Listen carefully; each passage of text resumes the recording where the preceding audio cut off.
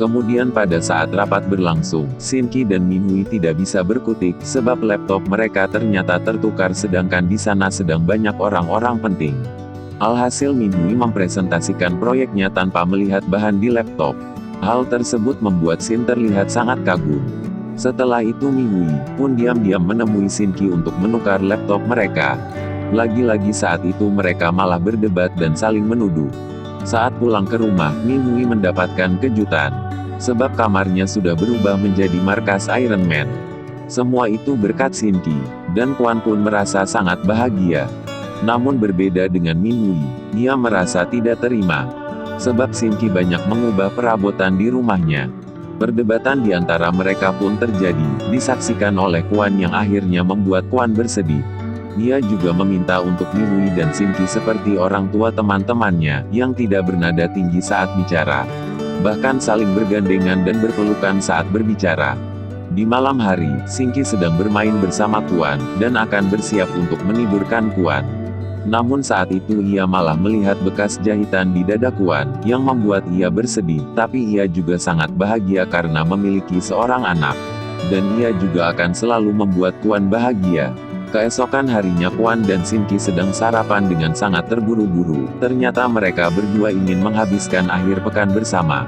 Benar saja Shin-ki membawa Kwon ke sebuah mall yang sangat besar, dan ia mengajak Kwon untuk bersenang-senang, dari berbelanja pakaian yang sama, bahkan membeli banyak mainan dan makanan.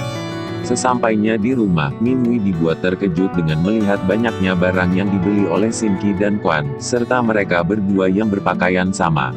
Saat itu Min-hui dan Shin-ki kembali berdebat, sebab Min-hui tidak terima dengan kemewahan yang diberikan Shin-ki untuk Kwon. Karena selama ini Kwon sudah cukup bahagia dengan kehidupannya.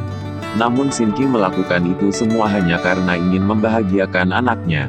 Perdebatan itu pun kembali dilihat oleh Kwon. Alhasil Kwon mengatakan bahwa ia tidak ingin melihat Shin-ki dan Min-hui selalu bertengkar karena dirinya. Kwon hanya ingin mereka selalu bahagia bersama.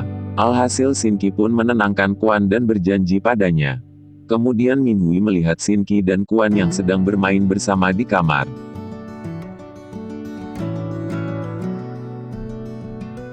Dia pun langsung menghampiri mereka berdua.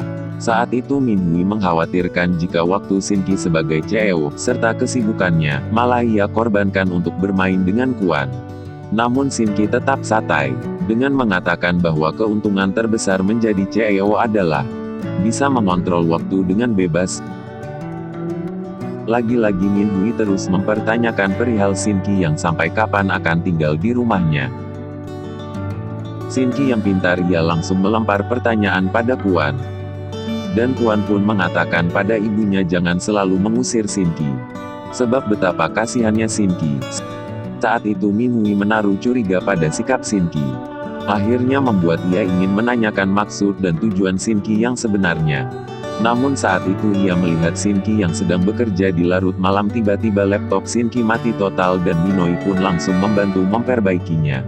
Walaupun dengan sedikit kesal. Setelah selesai, mereka malah saling menatap. Sebab sebuah pulpen yang jatuh ke lantai. Kemudian Min-hui pun mengatakan bahwa ia tidak akan membiarkan Kwon meninggalkannya. Ternyata Shin-ki juga paham akan hal itu, jika seorang anak harus bersama ibunya. Sebab Shin-ki sudah merasakan hidup sebatang kara tanpa ada orang tua. Shin-ki juga berterima kasih pada Min-hui, karena tidak menggugurkan kandungannya dan akhirnya membuat Shin-ki memiliki keluarga.